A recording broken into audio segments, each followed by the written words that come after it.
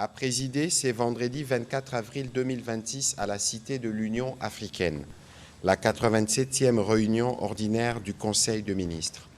5 points étaient inscrits à l'ordre du jour, à savoir 1. Communication du président de la République, chef de l'État.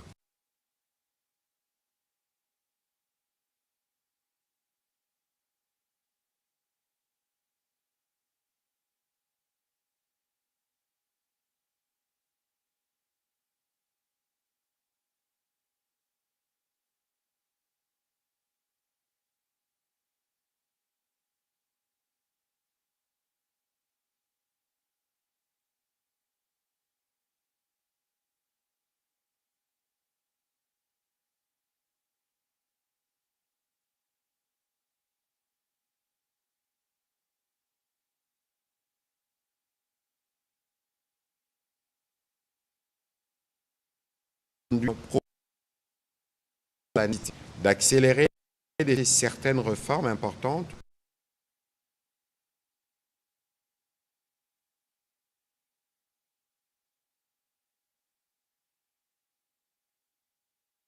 nous engager déraisonnable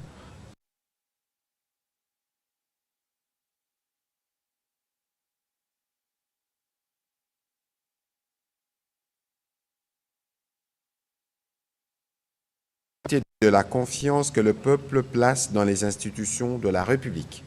C'est à ces prix que les réformes engagées pourront produire les effets attendus sur la croissance, l'emploi et l'amélioration de conditions de vie. Dès lors, il a instruit le gouvernement d'accélérer l'exécution de l'agenda législatif et de veiller à ce que les projets de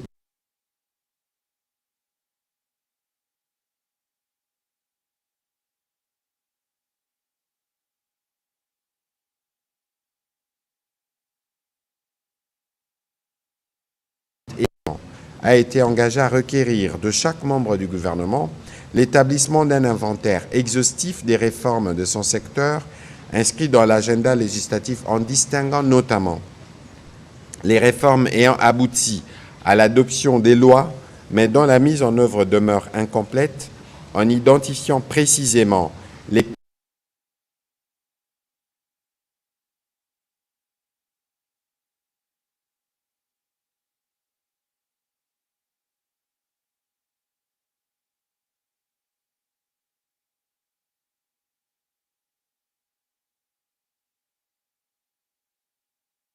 celle-ci demeure en attente des décrets ou d'arrêtés d'application. Le deuxième point de la communication du président de la République a porté sur la nécessité d'organiser une captation maximale des revenus miniers. Le président de la République est déterminé à œuvrer pour permettre aux finances publiques de tirer pleinement profit des performances élevées des exportations minières et aux réserves de change, de consolider notre souveraineté monétaire. Des efforts significatifs pour renforcer la gouvernance de ces secteurs stratégiques ont fait en sorte que notre pays a atteint des niveaux historiques de production, avec 3 100 234 tonnes de cuivre et environ 220 000 tonnes de cobalt exportées en 2024. Et en 2025, l'exportation a poursuivi sa progression pour atteindre 3 403 006 tonnes de cuivre. Si la problématique ne réside pas dans la production, elle est dans la faiblesse de la chaîne des captations des revenus de l'exportation jusqu'à l'encaissement public.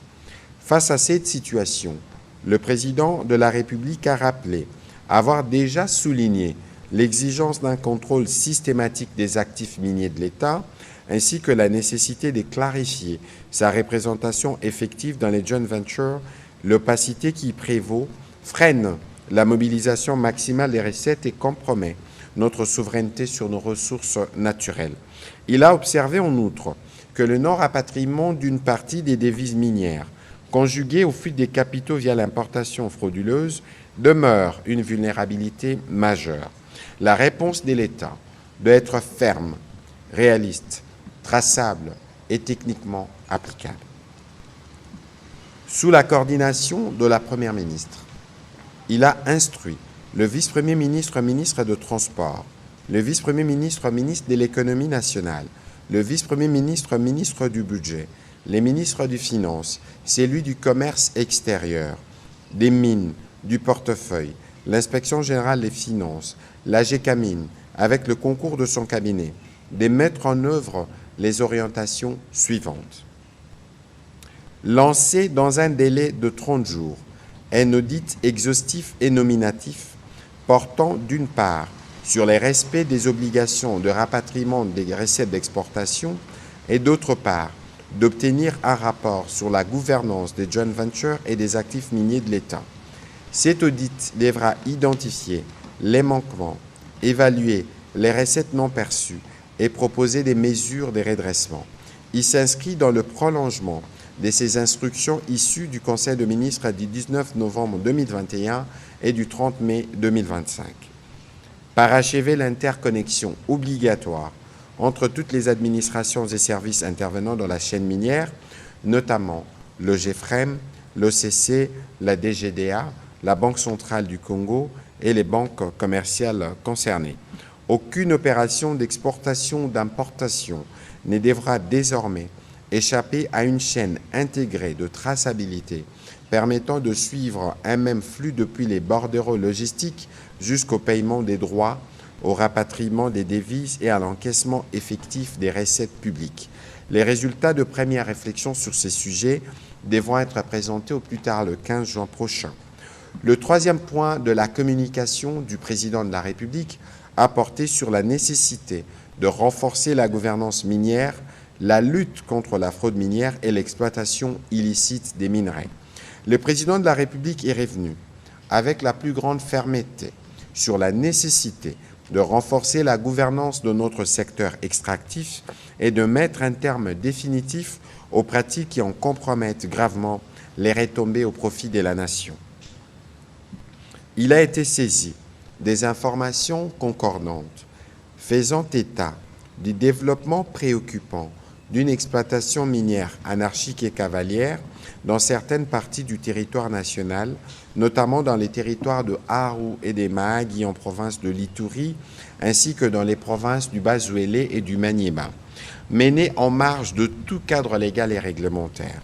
Ces activités se caractérisent par des atteintes graves et inacceptables à la dignité humaine, à l'environnement et à l'autorité de l'État, notamment la profanation des sépultures avec exhumation des restes humains, la destruction des terres agricoles, la pollution des nappes aquifères par l'usage de substances toxiques telles que des cyanures, ainsi que des traitements dégradants et des arrestations arbitraires visant autorités coutumières et citoyens dénonciateurs. Au-delà de ces violations, il s'agit d'une véritable spoliation organisée de nos ressources naturelles, opérée à grande échelle au moyen d'engins lourds pour l'extraction de l'or et d'autres minerais stratégiques pour des valeurs se chiffrant en milliards de dollars annuels, sans bénéfice pour les trésors publics ni pour les communautés locales.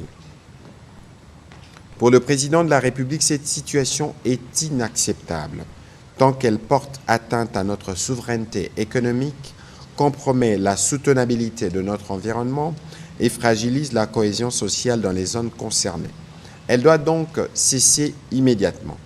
Il a tenu à cet égard à saluer l'initiative du ministre de Mines qui a déjà mis en place une commission mixte associant les autorités provinciales, l'administration minière ainsi que les forces de défense et de sécurité en vue d'identifier les responsabilités des proposés des mesures correctives appropriées. Afin de renforcer cette dynamique et d'assurer une réponse à la hauteur des enjeux, le président de la République a instruit le vice-premier ministre, ministre de l'Intérieur, le vice-premier ministre, ministre de la Défense, le ministre d'État, ministre de la Justice et garde-sceaux, la ministre de l'Environnement, de se joindre pleinement aux efforts du ministre de Mines en vue de la mise en place d'un dispositif opérationnel et coercitif de lutte contre l'exploitation minière illicite.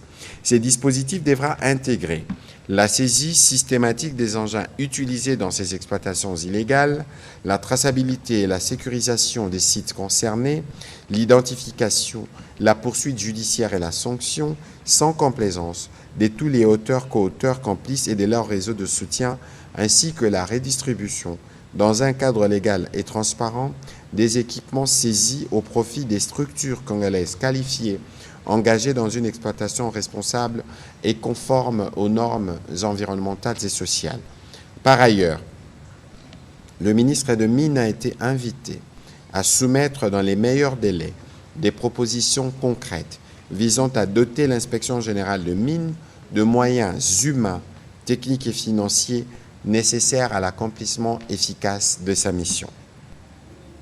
Le quatrième point de la communication du président de la République a porté sur la structuration des corridors stratégiques comme accélérateur de l'intégration territoriale et de la transformation économique nationale. Dans le prolongement des orientations arrêtées lors de la 40e réunion du Conseil de ministres tenu à Lubumbashi le 18 avril 2025, le président de la République a réaffirmé que nos corridors ne sauraient plus être des simples voies d'évacuation, ils constituent des artères vitales appelées à structurer durablement notre économie et à renforcer la souveraineté de l'État. À ce titre, il a rappelé que notre pays, au cœur du continent et entouré de 9 voisins, a vocation d'être un hub d'échanges interafricains, conciliant fluidité des flux et intégration équilibrée de ces provinces. Ces corridors doivent former l'ossature de notre politique d'aménagement du territoire et les socles de notre transformation économique. Plusieurs axes structurants s'imposent. Les corridors ouest Banana-Boma-Matadi-Kinshasa, adossés au port en eau profonde de Banana, constituent une ouverture stratégique directe sur l'Atlantique et un impératif de souveraineté économique appelant à une modernisation rapide de ses liaisons routières et ferroviaires. Les corridors sud d'Ilebo à Lubumbashi, connectés à l'axe d'Ilelo-Sakania, restent essentiels à la desserte minière malgré un besoin urgent de réhabilitation. Enfin, le corridor de Lobito, interconnecté au réseau ferroviaire angolais, offre une alternative compétitive pour l'exportation de minerais et exige une mise en œuvre accélérée. D'autres corridors complètent cette architecture, notamment les axes est Lubumbashi-Kisangani-Vakindu, central via Kigoma et les corridors transafricains ATTCN, appelés à renforcer l'intégration continentale en lien avec la SADC et la CEDEAO et à réduire les coûts logistiques. Dans ces dispositifs, les corridors de Lobito ne prend tout son sens que dans une approche systématique articulée autour des RN39, RN7 et RN8, la première comme colonne vertébrale minière, la deuxième comme axe de connexion nord-sud des bassins agricoles et la troisième comme vecteur d'intégration des zones forestières et agricoles de l'Ouest. Ensemble, ces infrastructures constituent une chaîne logistique continue au service d'un espace économique intégré et compétitif. Face à ces enjeux, il est impérieux de passer résolument de l'intention à l'action. C'est ainsi que le président de la République a instruit le vice-premier ministre, ministre de Transport, les ministres d'État, ministres de l'Industrie ad interim, avec le concours de son cabinet, de superviser étroitement la Direction générale des corridors et des développements industriels afin de s'assurer de la coordination, du suivi et de l'évaluation des 10 corridors dans une logique de performance et de redevabilité. Ils devront garantir l'articulation effective entre les corridors et les infrastructures portuaires, aéroportuaires et logistiques. Le ministre des Finances conseillera sur la structuration des mécanismes de financement innovants, notamment par des partenariats publics-privés robustes, en particulier pour les corridors de Banana. Les ministres des Infrastructures et Travaux publics s'appliquera à accélérer les études et d'engager sans délai les travaux prioritaires sur les axes critiques, notamment les routes nationales 39, 7 et 8, et les ministres de l'Aménagement du territoire s'emploiera à élaborer un schéma directeur assurant la cohérence spatiale et l'intégration des corridors dans une vision nationale unifiée. Dans la suite de la communication du président de la République, la première ministre chef du gouvernement est revenu sur la participation de la République démocratique du Congo aux assemblées des printemps du groupe de la Banque mondiale et du Fonds monétaire international. Elle a conduit à Washington, aux États-Unis, du 13 au 18 avril 2026, la délégation congolaise qui comprenait entre autres le ministre des Finances, la ministre du Portefeuille, les vice-ministres de budget et d'autres experts du gouvernement. Cette mission s'inscrivait dans le cadre du renforcement de la diplomatie économique de notre pays, avec pour objectif de mobiliser des financements en appui aux priorités nationales et de positionner notre pays comme un acteur stratégique de développement. Les échanges ont permis de consolider les partenariats, notamment dans les secteurs de l'eau, où, à la faveur de sa participation au Side Event Water Forward, l'Italie a marqué son engagement à mobiliser un financement de 100 millions de dollars américains en appui à un programme en cours avec la Banque mondiale. Aussi, une attention particulière a été accordée au corridor de Lobito, appelant à la mobilisation d'investissements estimés entre 4,5 et 5 milliards de dollars américains, avec un potentiel d'augmentation du trafic jusqu'à 150%. S'agissant des appuis budgétaires, des progrès ont été enregistrés tout en nécessitant un réaménagement du calendrier pour finaliser certaines réformes structurantes. À cet effet, un passage au conseil d'administration du FMI en octobre 2026 a été retenu en accord avec les fonds. Par ailleurs, la République démocratique du Congo pourra bénéficier d'un accompagnement technique des experts de Bretton Woods pour appuyer la réforme de la politique salariale. En outre, conformément aux orientations arrêtées avec nos partenaires, la coordination intersectorielle sera assurée par la primature afin d'assurer un suivi des engagements pris avec les partenaires de la Banque mondiale et du FMI. Dans ces cadres, une réunion sera convoquée dans les tout prochains jours avec le ministère des Finances en vue d'assurer une mise en œuvre diligente et coordonnée des 10 engagements.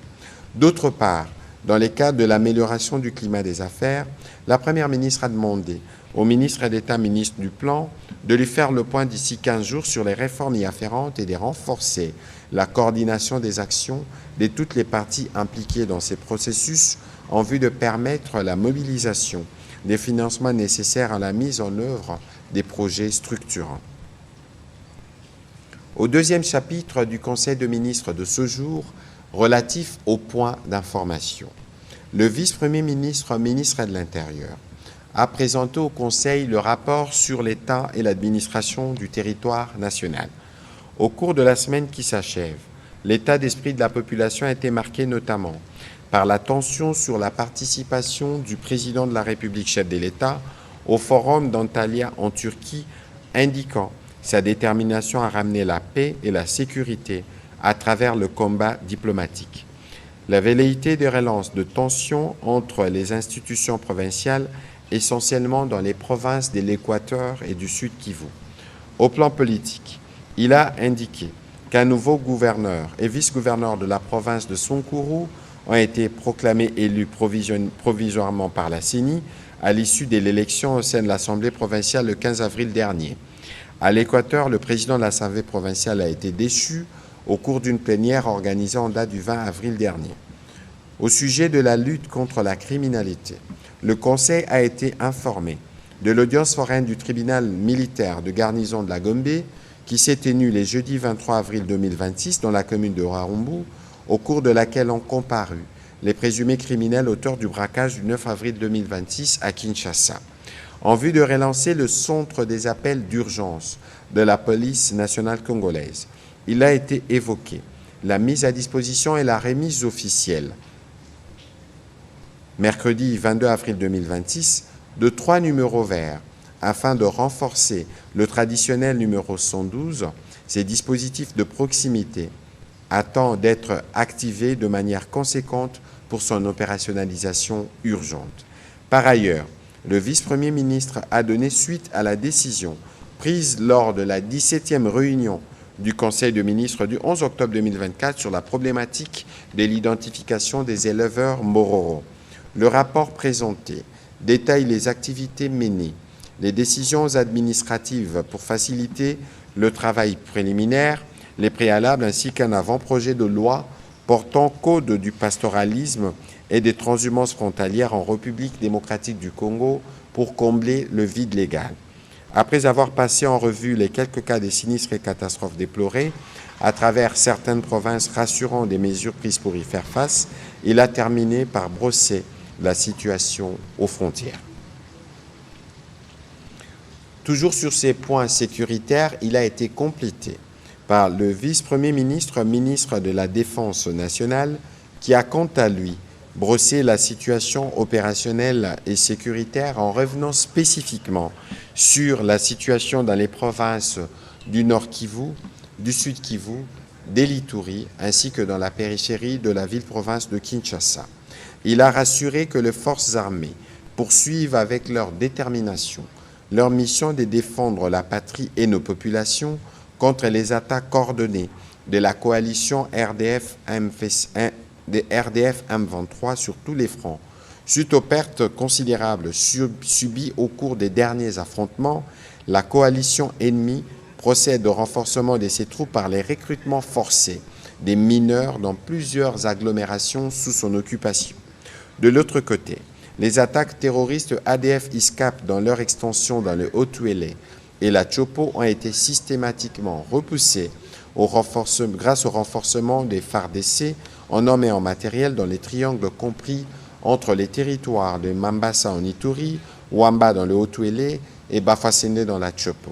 En ce qui concerne le mouvement insurrectionnel Bakata Katanga et ses alliés, l'opération de leur neutralisation se poursuit normalement dans l'espace Grand Katanga, nonobstant leurs attaques isolées contre les positions de nos forces.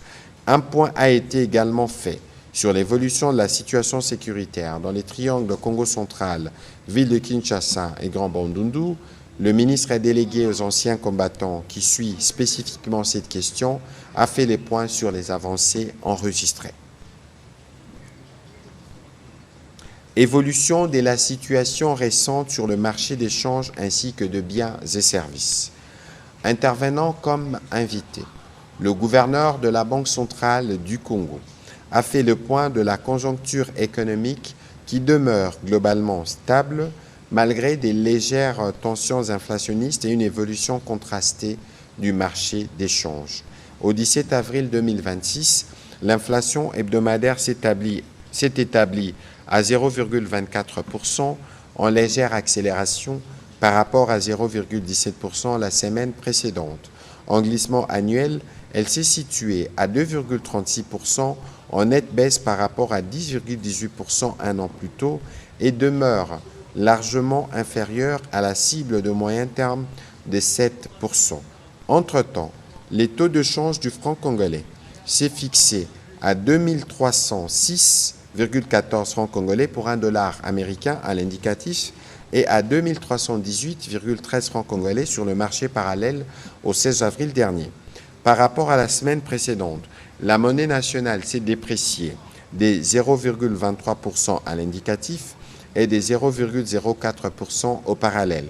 En rythme hebdomadaire, les cours mondiaux des principaux produits de base intéressant l'économie congolaise cuivre hors cobalt se sont globalement bien comportés. Par ailleurs, les membres du Conseil ont aussi été informés de l'assouplissement modéré du taux directeur de 1,5%, passant de 15% à 13,5% décidé lors de la réunion du comité de politique monétaire du 9 avril 2026. La Banque centrale du Congo poursuit une gestion active de la liquidité bancaire appuyée par un renforcement de la coordination avec la politique budgétaire en vue de consolider la stabilité macroéconomique. Elle assure également le maintien d'une politique de change prudente et proactive visant à contenir les pressions sur les marchés d'échange et à préserver la stabilité du taux de change. Pour conclure, les gouverneurs de la Banque centrale du Congo a salué l'émission par les gouvernements du premier eurobond congolais qui marque une avancée considérable pour notre pays, non pas parce qu'on a réussi à accéder au marché financier, mais parce que cela traduit la stabilité de notre marché et l'efficacité de notre stratégie économique. Situation épidémiologique en République démocratique du Congo. Les ministres de la Santé publique Hygiène et prévention sociale a présenté la situation sanitaire dans le pays, caractérisée spécialement par l'épidémie de choléra. Comparé à la semaine précédente, la tendance à la 15e semaine est marquée par une baisse des cas, passant de 968 à 915 avec 4 décès enregistrés, soit une létalité de 0,4% contre 1,5% la semaine précédente. Cette tendance est observée à Kinshasa, dans le Haut-Katanga, le Tanganyika et le Olomami, la province du Nord Kivu étant la plus touchée au cours de cette semaine avec 215 nouveaux cas suspects et un décès. Concernant la ville-province de Kinshasa, la tendance est à la baisse avec 33 nouveaux cas suspects, aucun décès durant cette semaine contre 36 cas et 2 décès à la 14e semaine. Par ailleurs, 10 malades actifs sont actuellement pris en charge dans les centres de traitement du choléra à Kinshasa contre 16 la semaine précédente. S'agissant spécifiquement de la situation dans la prison de Mbanzangung au 17 avril, le cumul des cas est resté à 160 dont 13 décès. Tous les 4 pavillons de la prison ont été touchés. Toutefois, après 16 jours d'accalmie, sans notification de nouveaux cas suspects, une résurgence de l'épidémie est observée depuis le 18 avril avec 8 nouveaux cas, portant ainsi le cumul à 168 cas. Note d'information relevant du secteur de sport. Au nom du ministre de Sport en mission, la ministre de la Culture, des Arts et du Patrimoine a présenté une note d'information relative à la préparation de l'équipe nationale, les Léopards A, à la Coupe du Monde FIFA 2026. À cet effet, les grandes lignes du calendrier des préparatifs techniques et protocolaires ont été évoquées et les lieux ainsi que les équipes choisies pour les matchs apicaux ont été identifiés. Revenant sur les inquiétudes liées à l'indisponibilité de billets ou sur le coût élevé de ces tickets d'accès proposés par les revendeurs, elle a précisé que la FIFA a ouvert un accès sur son portail de vente à la RDC à travers le portail de la Fédération congolaise de football association. Pour notre premier match de groupe face au Portugal, prévu le 17 juin 2026 à Houston, au Texas, près de 5000 billets ont été mis à la disposition de supporters congolais. Les conditions et précisions pour l'achat de ces tickets au grand public seront communiquées sur le portail de la FECOFA. Sur un autre volet, la ministre de la Culture a, au nom du ministre de Sport, salué la synergie qui se dégage entre son ministère, celui de la Culture, de la Communication ainsi que du Tourisme. Cette entente vise une meilleure présentation de notre pays sous plusieurs aspects et divers secteurs au cours de la Coupe du Monde 2026. Enfin, au sujet du déplacement de supporters et animateurs, elle a fait le point de la réunion tenue par le ministère de Sport en présence de la vice-ministre des Affaires étrangères avec les chargés d'affaires de l'ambassade des États-Unis et du Canada. Note d'information relevant de l'économie nationale.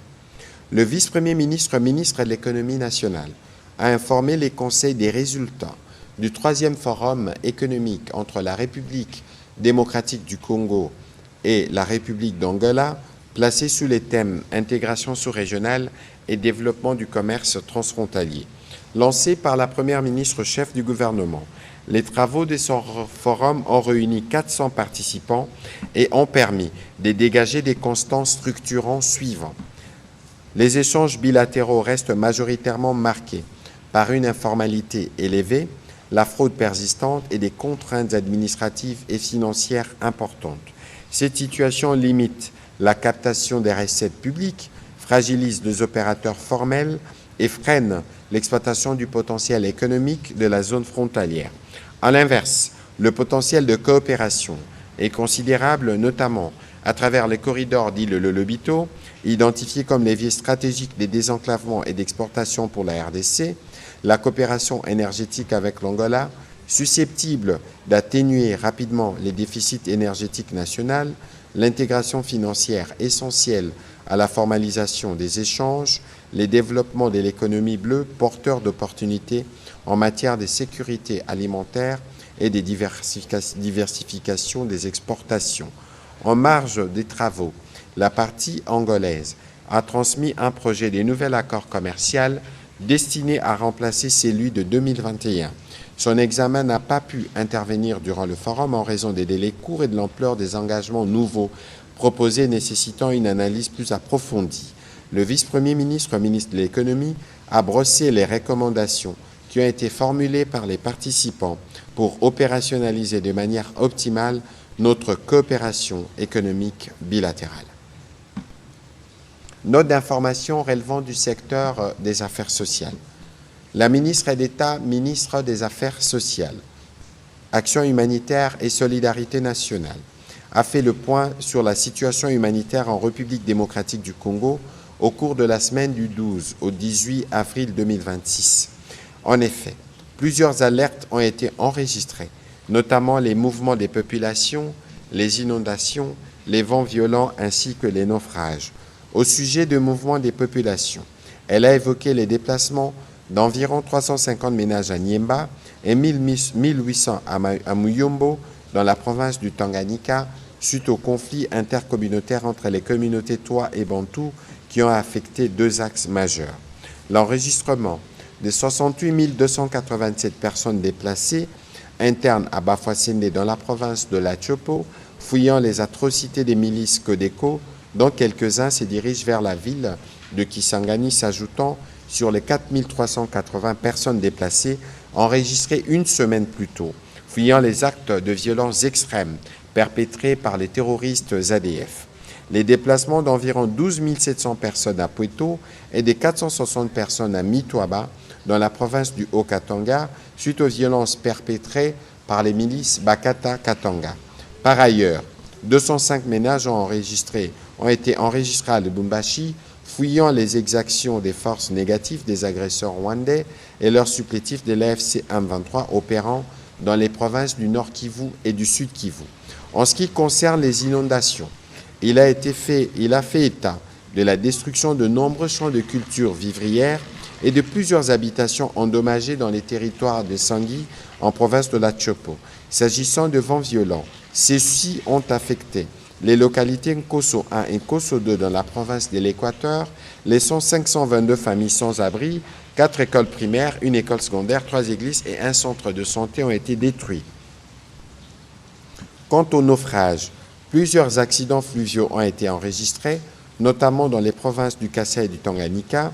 L'accident intervenu dans la rivière Louvois a fait 17 morts, 4 rescapés et plusieurs disparus, et celui d'une pirogue motorisée entre les villages Libundui et Mutakuya dans la province du Tanganyika a causé 36 décès confirmés et 56 rescapés. La ministre d'État, ministre des Affaires sociales, a terminé son intervention en évoquant les mesures arrêtées par le gouvernement en vue de répondre à ces urgences humanitaires. Note d'information relevant du secteur de l'éducation nationale. La ministre d'État, ministre de l'Éducation nationale, a informé le Conseil de l'organisation du segment politique de haut niveau sur les financements durables de l'éducation et de la formation du 28 au 30 mai 2026 à Kinshasa. Ces assises s'inscrivent dans une séquence stratégique majeure pour les secteurs, marquée notamment par l'achèvement du cycle de mise en œuvre de sa stratégie sectorielle de l'éducation et des formations 2016-2025, la revue du pacte de partenariat, cadre de coordination entre le gouvernement et les partenaires du secteur pour la transformation du système éducatif, ainsi que la préparation de la stratégie sectorielle intérimaire de l'éducation et de la formation 2026-2030. À cet fait, les segments politiques de haut niveau constituera le cadre de concertation et d'arbitrage destiné à examiner les conditions du financement durable de l'éducation et de la formation dans une approche intersectorielle couvrant l'éducation nationale, l'enseignement supérieur et universitaire, la formation professionnelle, ainsi que l'alphabétisation et l'éducation non formelle. Il devra notamment permettre de renforcer la cohérence entre les réformes en cours, les priorités nationales et les perspectives de planification sectorielle à moyen terme, tout en soutenant la préparation des options stratégiques nécessaires et en favorisant la mobilisation de partenariats stratégiques et nationaux et internationaux en faveur du capital humain. Note d'information relevant du secteur de la formation professionnelle. Le ministre d'État, ministre de la formation professionnelle, a présenté au Conseil le programme Infrastructure Talent. Il a souligné que les 10 programmes visent à développer les compétences spécifiques dans les domaines particuliers des infrastructures de transport où la main-d'œuvre qualifiée est en pleine décadence pour les développements économiques et surtout dans la protection des investissements importants. Aussi vise-t-il à apporter une réponse au profil de haut niveau et de l'ensemble des métiers nécessaires au bon fonctionnement des infrastructures de transport, ingénieurs spécialisés, gestionnaires des infrastructures, experts en logistique, professionnels en conduite complexe, techniciens qualifiés, opérateurs d'équipement, conducteurs d'engins, transporteurs, conducteurs de poids lourds, cheminots, grutiers et tant d'autres.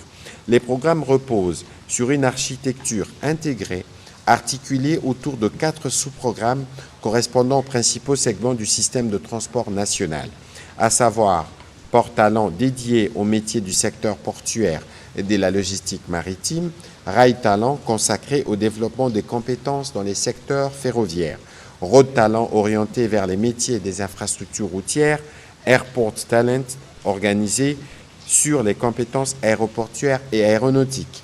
Le programme fondé sur une pédagogie orientée vers l'employabilité sera déployé sur une période de 2 ans avec 2 cohortes successives comprenant les segments visés des bénéficiaires. L'accompagnement du gouvernement a été sollicité et obtenu à cet effet. Note d'information relevant du secteur de la communication et des médias. Le ministre de la Communication et Médias a informé le Conseil de la célébration de la 33e Journée mondiale de la liberté de la presse sous le thème « Façonner un avenir de paix ».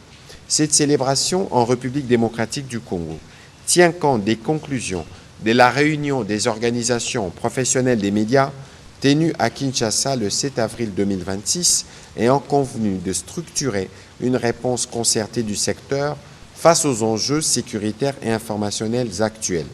Elle s'inscrit également dans les prolongements de la réunion technique du 14 avril 2026 ayant associé les conseils supérieurs de l'audiovisuel de la communication ainsi que les services de la présidence, au cours de laquelle a été adopté les formats d'activités proposés par les organisations professionnelles de médias en vue d'une organisation concertée et inclusive. Ainsi, la première phase de cette journée sera consacrée au Forum sur l'engagement des médias pour la paix et la cohésion nationale. Elle aura pour finalité l'adoption et la signature par les professionnels des médias d'un acte d'engagement pour un journalisme responsable en période de guerre, orienté vers la paix, la cohésion nationale et la défense de la vérité. Cela permettra la réaffirmation de principes éthiques, déontologiques et patriotiques qui encadrent l'exercice du métier de journalisme en période de conflit et de guerre informationnelle. La deuxième phase constituera en la célébration de la journée officielle proprement dite qui sera faite le 4 mai 2026 et non le 3 mai tombant un dimanche. Elle sera marquée notamment par la présentation de la situation de la sécurité des journalistes dans l'Est du pays, l'état des lieux de la mise en œuvre des recommandations issues des États généraux de la communication des médias de janvier 2022, la présentation solennelle de l'acte d'engagement de journalistes dans les cas du front médiatique et la décoration par la chancellerie des ordres nationaux des journalistes ayant rendu d'éminents services à la nation. Le point crucial de cette célébration sera marqué par une organisation avec la présence du président de la République, chef de l'État. Note d'information relevant du secteur du tourisme. Le ministre du Tourisme a présenté au Conseil la note sur l'organisation de l'ambassade mobile éphémère du tourisme sportif et culturel de la République démocratique du Congo pendant la Coupe du monde de football. Il s'agit d'un dispositif itinérant et multifonctionnel qui accompagnera la participation de notre équipe à travers une présence structurée et visible dans les villes hôtes où un quartier général sera établi. Il aura pour mission principale de servir de point de rencontre pour les supporters congolais et promouvoir les potentialités touristiques, culturelles et économiques de la RDC, offrir une vitrine du savoir-faire national, assurer un centre d'information et d'assistance consulaire pour les ressortissants. Ainsi, au-delà de l'aspect sportif, ces projets s'inscrivent dans une stratégie globale d'influence visant à mobiliser le sport comme levier de diplomatie culturelle, économique et sociale. Il permettra aussi de renforcer les liens avec la diaspora et les communautés locales tout en générant des retombées durables en termes d'image, d'investissement et de cohésion nationale. Dernière note d'information présentée au Conseil des ministres de ce jour, la ministre de la Culture, Arts et Patrimoine a présenté au Conseil la note d'information relative à la déclaration historique du 17 mars 2026 de la 24e session de l'Assemblée générale des Nations unies sur la qualification de la traite et de l'esclavage racialisé des Africains en crimes graves contre l'humanité et les mesures des restitutions des restes humains.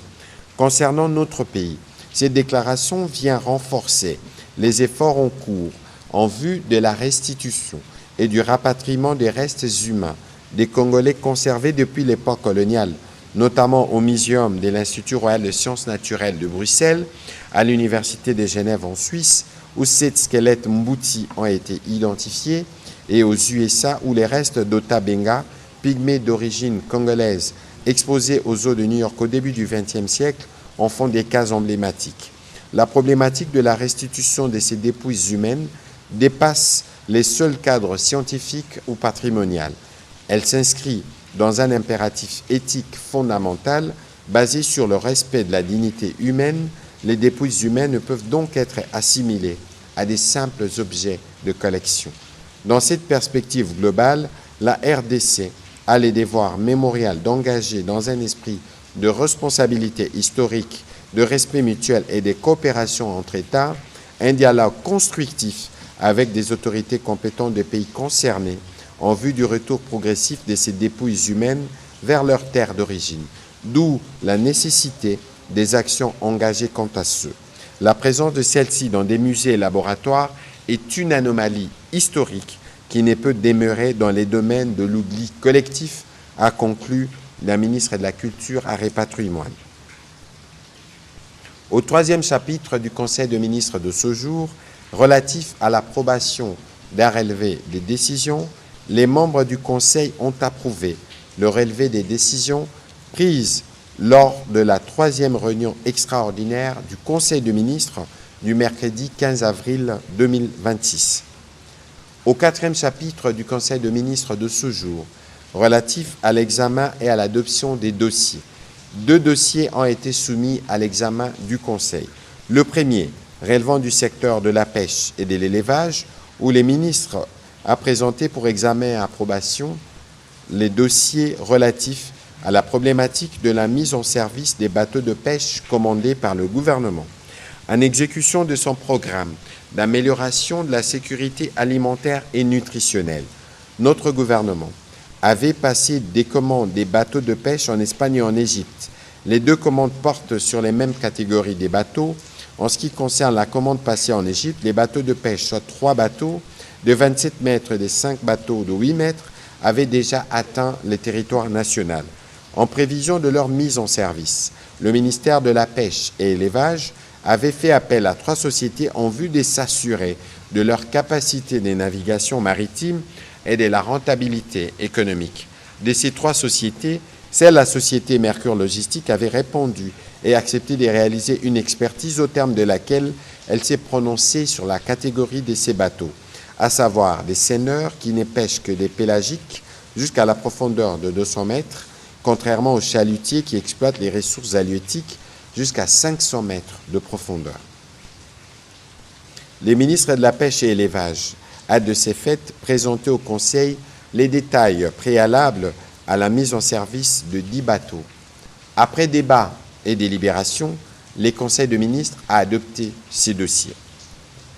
Dossiers relevant du secteur de la politique de la ville. La ministre est déléguée près de la ministre des Affaires sociales, Solidarité nationale et Affaires humanitaires, chargée des personnes vivant avec handicap, a, au nom de la ministre déléguée, près de l'urbanisme et habitat en charge de la politique de la ville, présenté au Conseil le dossier afférent à la tenue en République démocratique du Congo de la conférence des maires des villes d'Afrique centrale en 2027, Elle a rappelé que dans le cadre de la mise en œuvre du programme national de modernisation des villes, notre gouvernement réaffirme sa volonté de promouvoir un développement urbain structuré, inclusif, résilient et durable en dotant les entités urbaines d'infrastructures modernes adaptées aux exigences de gouvernance contemporaine.